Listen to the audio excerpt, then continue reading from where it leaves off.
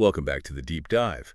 Today, we are slipping into a discussion that's, well, it's subtle, it's profound, and it's maybe a little bit unsettling I think so. because we're exploring this quiet, almost invisible shift in how systems of power operate. It's a move that's far less about, historical brute force and much more about linguistic camouflage. That's a perfect way to put it. Our source material today is focused on this phenomenon that Dr. Jaime Hoerricks describes as soft capture. Soft capture. Yeah. It's an insightful reflection on soft coercion, on mimicry, and what happens when institutions and systems start to speak our language, our most critical language, but fundamentally refuse genuine relation. Refusing genuine relation. Okay, that's a really subtle distinction. Can you elaborate on that? What does it mean to refuse relation when you're sounding like you want to connect? It means they adopt the vocabulary of connection, but they keep the power dynamic totally rigid, unchanged. Yeah. Think of it this way. Soft capture is kind of the Trojan horse of bureaucracy. It looks like this gift, this moment of recognition, a beautiful new mission statement, but inside it's just full of the old power structures, Right. the old strategies. That sets the stage perfectly. So the mission today is to unpack that easily missed moment. The moment when the language of care and attunement and relational sense-making gets adopted by institutions of control. Right. They haven't changed their values, just their strategy. And for you listening, the central tension here is the risk of mistaking that recognition for actual structural relief. You think you've finally been seen, but you've actually just been skillfully imitated. Okay, let's unpack this. And it's a critical investigation because the danger lies precisely in how good it feels at first. It speaks to that deep human need to be understood by the systems that govern us, your employer, your government, your kids' school, anything. Yeah. If the system is fluent in your critique, you're just far less likely to resist it. So let's start with how this shift actually, presents itself in the real world. It's not dramatic. Not at all. It doesn't arrive as a memo announcing budget cuts or some stricter policy. The source material is very clear about this. It arrives as fluency, Yes. The words change first. signaling that the system is now speaking the dialect of its own critics, both internal and external. And that fluency is the strategic switch, the foundational goal-maintaining control. That stays the same. But the systems realize that overtly rejecting concepts like care or process, it just makes them look archaic, brittle. So they incorporate them. Exactly. They bring the terms in to appear evolved, adaptive, and crucially, to look like they're listening. And we see this in specific vocabulary substitutions that they sound so much softer. We're moving away from this harsh transactional language towards something that sounds almost therapeutic. Absolutely. One of the clearest examples, the source details, is what we see in the corporate world, where attunement starts appearing, where the expectation of, say, compliance once lived. That's powerful. I mean, compliance is a requirement. It's a threat of failure. Mm-hmm. Attunement suggests empathy, understanding, adjustment. Exactly. And we also see process replacing procedure. A procedure is rigid, top-down, bureaucratic. It demands you follow step one, then step two, no matter the context. Right. But a process implies flexibility, flow, reflection, understanding the journey. The system co-opts the very language people were using to critique it in the first place. Let's ground this with a specific workplace example. Mm-hmm. Think about the annual review. 5 years ago, it was a procedure. Oh, yeah. Tick the boxes. You had to tick boxes, provide data points, justify your existence. Now, that same review is often framed as a holistic performance dialogue or a self-reflective process. But if you look closely, the metrics used to decide raises or promotions are still rigid.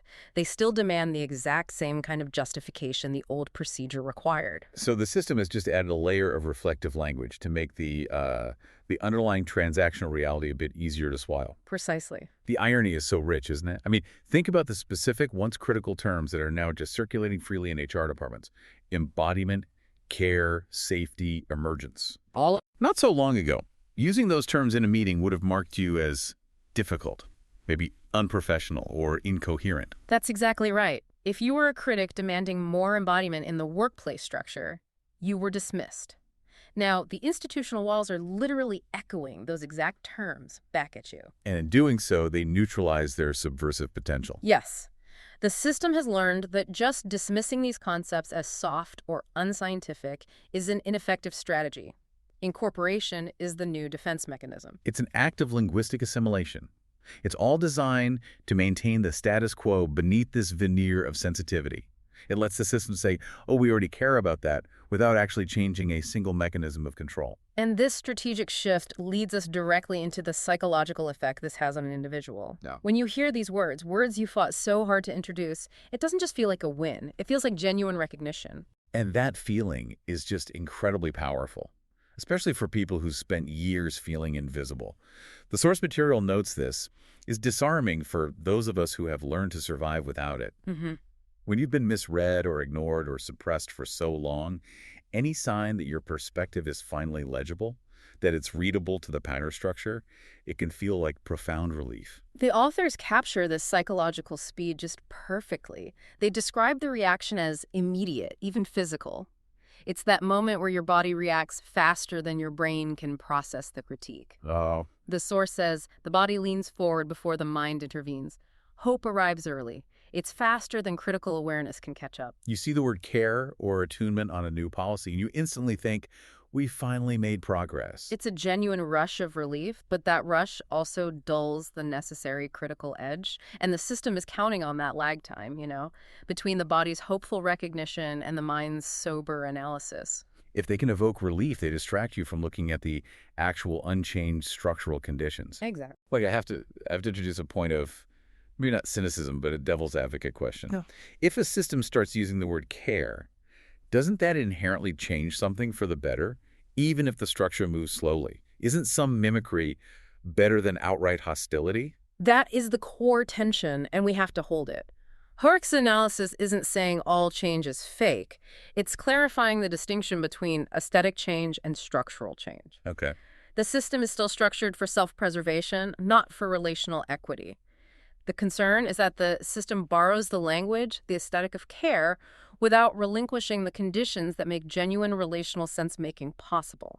So they've changed the title of the memo, but not the job description of the organization. Precisely. They use the vocabulary of connection while keeping the structural conditions of separation and control firmly in place. They let you feel recognized as long as that recognition doesn't actually threaten their foundation of power. So can you give me a specific example of where this borrowed language just immediately breaks down when you stress test it? Where does that aesthetic of care just disappear? Think about institutional safety. When an organization adopts the language of psychological safety, a critical relational concept, but then an individual uses that exact framework to critique a senior leader's behavior. Ah, yes. The moment the critique targets a real power center, the system's language of safety often just evaporates. Suddenly, the critic is labeled not a team player or disruptive to the new process. So the system allows the language of care only as long as it validates rather than challenges the hierarchy. That's it. That dynamic is so clear. The system adopts the language of criticism to domesticate the criticism itself, which I think leads us to the crucial concept that systems are trying to capture. Yeah. Gestalt orientation, or what the source calls process consciousness. Mm. And here's where it gets really interesting, because this isn't just about using the word care, it's about neutralizing a fundamentally different way of knowing the world. Exactly. Gestalt is the whole picture. It's holistic. And if we look at the definition provided, Gestalt orientation is defined by three key things. It is whole-to-part knowing, it's focused on relational sense-making, and most importantly, it involves meaning that arrives before justification. Meaning arriving before justification. Okay, we have to spend a moment on that because that runs fundamentally counter to how almost every modern bureaucratic system is built. It absolutely does. Conventional systems, corporate finance, government regulation, they demand justification. They demand metrics, data points, procedures, quarterly reports before they will accept any meaning or conclusion. They're inherently part to whole. Yes. You must prove every individual data point before the final conclusion is accepted. But Gestalt orientation, that's closer to the way an expert or an artist works. A master chef knows a dish is wrong before they can analytically break down which ingredient is off. Right. Or a seasoned manager might just trust their gut feeling about a client relationship, even if the quarterly beta report looks superficially good. Yeah. Systems built on pure control cannot tolerate that. They can't tolerate that natural, holistic, emergent way of knowing. When meaning arrives before justification, it challenges the established hierarchy of proof and authority. It introduces unpredictability. If you just know something is wrong based on relational context, without a spreadsheet to back it up, that is a threat to the established order. And so instead of fighting this natural insight, which they now realize is often accurate, they borrow its language. They try to assimilate process consciousness and gestalt orientation itself. And this is where soft capture turns really dangerous. Because the assimilation neutralizes the power of that holistic critique. The system welcomes a gestalt, this whole perspective, but only if it functions as an aesthetic, metaphor, or performance. Can you give us an example of how gestalt becomes a performance? Think about a company that mandates mindfulness training or embodied listening workshops. They're adopting the vocabulary and the practices that promote whole-to-part knowing. But if an employee uses that very embodied listening to point out the systemic exhaustion being caused by mandatory overtime, the system will recoil. Right. They wanted the aesthetic of calm and presence, not the structural consequence of actually listening deeply to suffering. Exactly. So the resulting outcome is that care becomes performance, and gestalt itself is disciplined.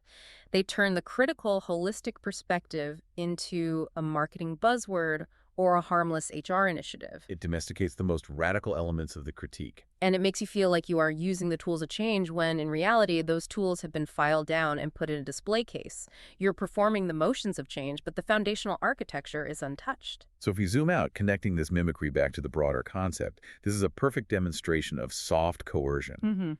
Coercion usually suggests direct force, but here, the control is maintained through language that makes you feel affirmed.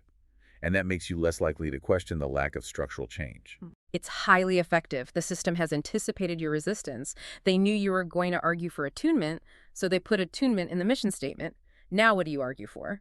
Right. And that summarizes the core journey for the listener. You thought your experience was finally legible, readable, and understandable to the system, but the system's fluency in your language was, in fact, just a strategy to keep you moving along the path they defined. And it creates a huge amount of confusion and ambiguity, which the sources highlight are powerful tools for maintaining control. What's fascinating here is how effectively this halts resistance.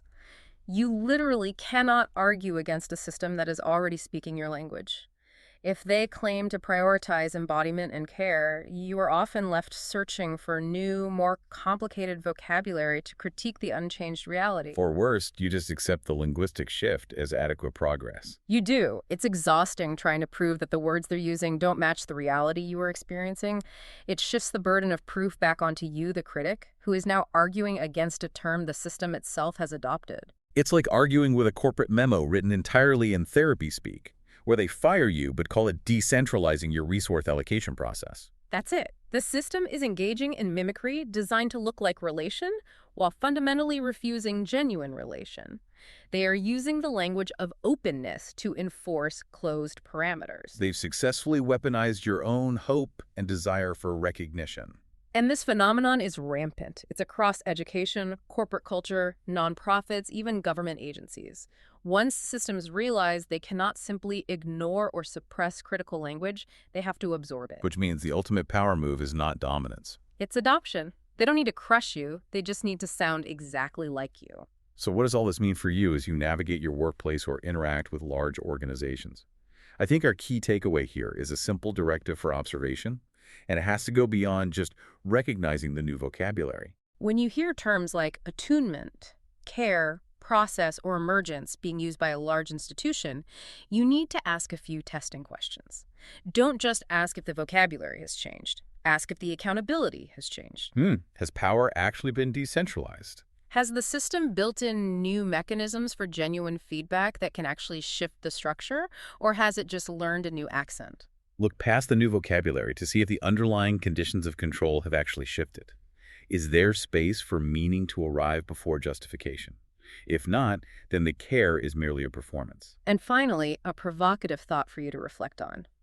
If power adopts your language, but the relationship, the power dynamic, the structural hierarchy remains fundamentally unchanged, what deeper structural justification is the system managing to avoid having to address? Which raises an important question. When does fluency become the ultimate form of discipline? A truly unsettling idea, but a crucial one for staying critically aware in our modern landscape. We encourage you to observe this phenomenon of soft capture in your own world. Where are you hearing the language of relational sense-making being used to justify established, rigid procedures? That's it for this deep dive. Talk to you next time.